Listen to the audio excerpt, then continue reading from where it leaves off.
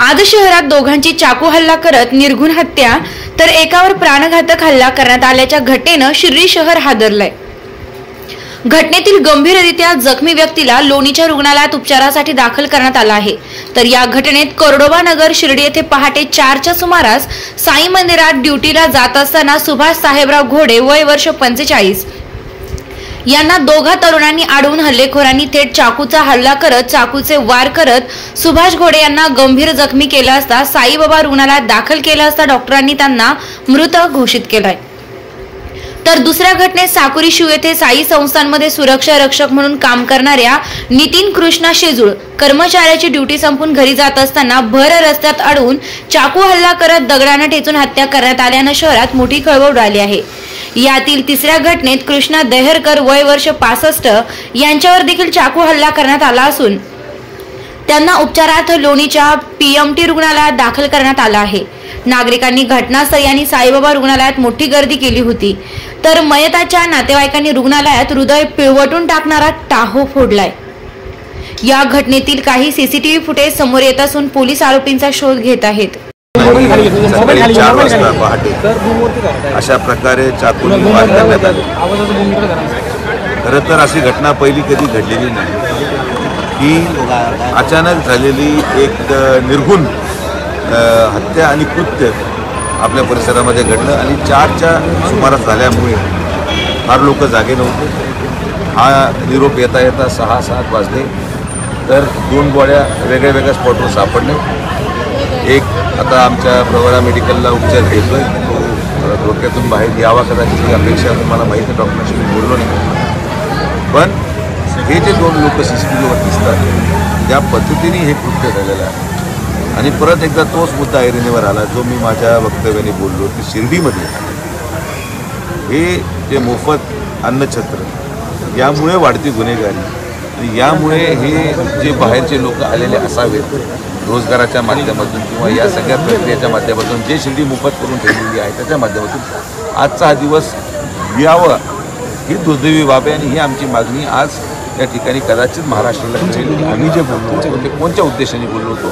पण मला असं वाटतं की आज त्यावर राजकारण नको, जे घडलं ते दुर्दैवी आहे। दोन्हीही मुलं हे आम्ही शोधू राहिलो आणि हे कुठल्याही प्लांट मर्डर नाही, रँडम नशामध्ये धूत असलेले हे व्हाईटनरचा जो नशा करतात त्याच्यामध्ये धूत असलेले हे मुलं असावे।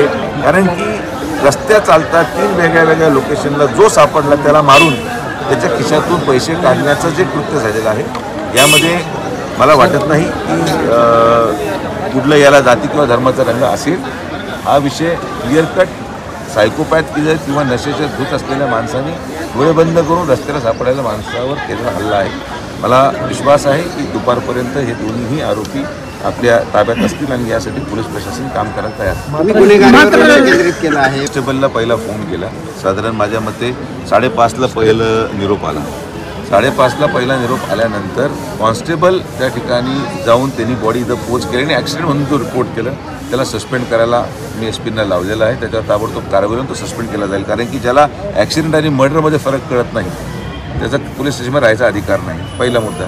5:30ला आल्यापर्यंत कारण की जसं म्हटलं पहाटेची वेळ होती आणि मग जेव्हा पहिला निरोप पोलिसांना आला तोपर्यंत जे उरलेल्या 2 बॉड्या होत्या, एक तर डेड बॉडी कृत्य 3:30ला झाले का 3ला झाले हे पण अजून आपल्याला माहिती नाही। हे CCTVच्या टायमिंग अनुसार आपण टायमिंग मॅच करू आणि पोलिसांवरही कारवाई होईल, PI-वरही कारवाई होईल। कारण की जो हलगर्जीपणा यामध्ये सकाळी दाखवला गेला, सकाळी 7 वाजता मला जेव्हा निरोप आला तेव्हा सगळी यंत्रणा आपण कारणी लावली। मी SP-नाही बोललेलो आहे, SP तासभरात तिथं पोचतायत, LCBची टीम अराईव्ह झालेली आहे। सगळीकडून आपण पोलिंग करतोय लोक, कारण की आरोपी पहिले ताब्यात येऊन आपल्याला यांची मानसिकता काय होती हे लक्षात आल्याशिवाय मला वाटतं तर भाष्य करत चुकीचं आहे। CCTVमध्ये घटना कैद झालेली आहे। एका डॉक्टरांच्या हॉस्पिटलच्या CCTVमधून आता मला मोबाईलवर CCTV दाखवण्यात आला, ज्या पद्धतीने चाकू मारला गेला ते सगळं CCTVमध्ये आलेलं आहे। पण दुर्दैवाने ते लो क्वालिटी CCTV असल्या कारणाने चेहरे पण आपण जे शिर्डीमध्ये CCTV लावलेत नाईट व्हिजनचे त्याच्यामध्ये ते चेहरे स्पष्ट दिसत आहेत। आपण त्यांचा शोध घ्यायला सुरू केला, सस्पेंड होणार। पण आज तपास यंत्रणेला आपण सहकार्य करू, आरोपी पुढे दुसरं अजून कृत्य करायला नको। कारण की हे कदाचित नशेच्या धुंदीमध्ये अजून काय करून बसतील म्हणून आपण ताबडतोब याच्यावर कारवाई करणं आवश्यक आहे. शहराला हादरा देणारी आज घटना शहरात घडली. अतिशय निरपराध लोकांचे बळी या घटनेने घेतलेले आहे. इथं कायदा आणि सुव्यवस्थेचे धिंडवडे या ठिकाणी उडालेले आहेत आणि प्रचंड दहशतीचं वातावरण निर्माण झालेलं आहे. या निमित्ताने पोलीस प्रशासनाचा निष्काळजीपणा ओघाने समोर आलेला आहे. पोलीस प्रशासनाला घटना घडल्यानंतर 10, 15, 20 मिनिटाच्या अंतरावर पहिली घटना ज्यावेळेला घडली त्यावेळेला आमचे ताराचंद कोते यांनी त्यांना इन्फॉर्म केलेलं होतं. कोणत्याही प्रकारची हालचाल पोलिसांकडून झालेली नाही. पोलीस प्रशासन व्हीआयपींच्या तैनातीत होतं. सन अँड सन हॉटेलला पहाटे 3 वाजेपासून जर हे पोलीस व्हीआयपींच्या तैनातीत असतील आणि घटना घडल्यानंतर त्या घटनेकडे ते दुर्लक्ष करीत असतील, त्याच्यानंतर या घटनेचं गांभीर्य वाढत गेलं. 1, 2, 3 घटना घडल्या. 4थी घटना पोळेगाव हद्दीत घडलेली आहे असं ऐकिवात आहे. 7 वाजता या ठिकाणी सुजय विखे पाटलांनी या पोलीस प्रशासनाच्या लोकांना फोन केल्यानंतर यंत्रणा अलर्ट झाली. मला या निमित्ताने पोलिसांना हे विचारायचं आहे, जर तुम्हाला मोठ्या नेत्यांचे फोन आले तरच तुम्ही कारवाई करणार, अन्यथा जर सामान्य माणसांनी फोन केले तर तुम्ही ते मरू देणार आहेत का? पोलीस प्रशासनाचा मी या निमित्ताने जाहीरपणे निषेध करतो. आज 11 वाजता, आजपासून 11 वाजता आम्ही पोलीस स्टेशनच्या समोर उपोषणाला बसणार आहोत. जोपर्यंत आरोपींचा शोध लागत नाही, जे जबाबदार अधिकारी आहेत, जे बेजबाबदारपणे वागलेले आहेत, ज्यांनी निष्काळजीपणा केलेला आहे, त्यांना तात्काळ त्यांना सस्पेंड करावं, त्यांना निलंबित करावं आणि जे दोषी आहेत त्यांच्यावर तातडीने कारवाई करावी, या मागणीसाठी आम्ही त्या ठिकाणी उपोषणाला बसणार आहोत. आणि या घटनेतील जे आरोपी आहेत त्यांना तातडीने शिक्षा करण्यासाठी जी काही कायदेशीर प्रक्रिया आहे ती पूर्ण करावी. साईबाबा संस्थांच्या मुख्याधिकाऱ्यांनी देखील आमच्या या निमित्ताने काही मागण्या आहेत.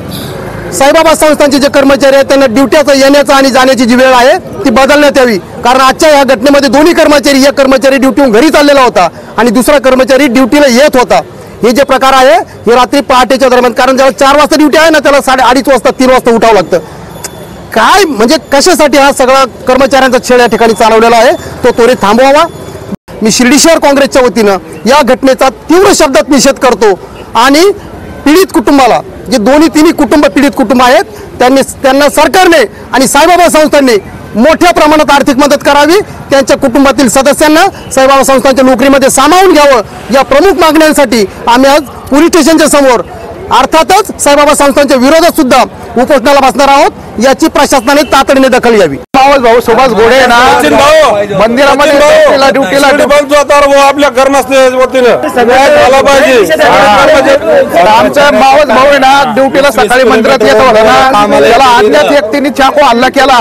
आम्ही पोलिसाला फोन केला तर पोलिस पोळेगाव मध्ये मटण पकडीत होते. ते म्हणे आम्ही 12 ते 4 वाजेपर्यंत मटण पकडीत होतो. ते जर पोलिस इथं आले असते तर हे खून झालं नसतं. आमचा भाऊ वाचला असता तर पोलिस जर वेळेवर इकडे गस्त घातली, रोज गस्त असते, पण रात्री नाही आलं.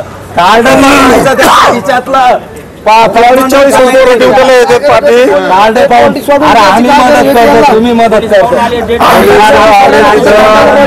पाहून माग आलते बघून माग याची सखोल चौकशी झाली पाहिजे साहेब. गृहमंत्री साहेब विखे पाटील आणि खासदार डॉक्टर सुजय विखे पाटील यांच्या मार्गदर्शनाखाली एअरपोर्ट रोड लगत शिर्डी हद्दीत साईच्या ग्रुपच्या माध्यमातून रामनगरीचा भव्य प्रोजेक्ट.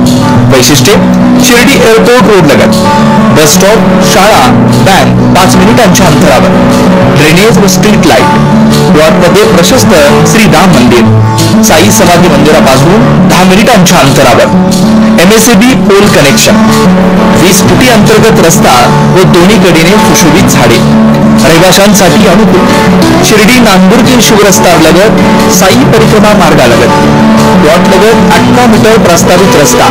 तर त्वरा करा, आजच आपला प्लॉट बुक करा. बुकिंगसाठी संपर्क करा श्री गणेश तोरडमल 99 21 21 95 61, श्री शुभम वेणुनाथ बोधकर 97 67 06 66 85. खुशखबर खुशखबर. आता पुणे व मुंबई कोठेही रक्ताचे सॅम्पल पाठवण्याची गरज नाही. आता या सर्व तपासण्या आपल्या शिर्डीमध्येच होणार. तसेच घरपोच सुविधा दिली जाईल. यात आपली शुगर तपासणी करा फक्त 10 रुपयात. तर इतर सर्व तपासण्यांवर 10 ते 20% सूट. आमचा पत्ता SD डायग्नोस्टिक्स, युनियन बँक समोर, भन्साळी स्क्वेअर, गाळा नंबर 3, नगर मनमाड रोड, शिर्डी. आमचा संपर्क क्रमांक 8007 10 0075 तसेच 80 80 70 76 08.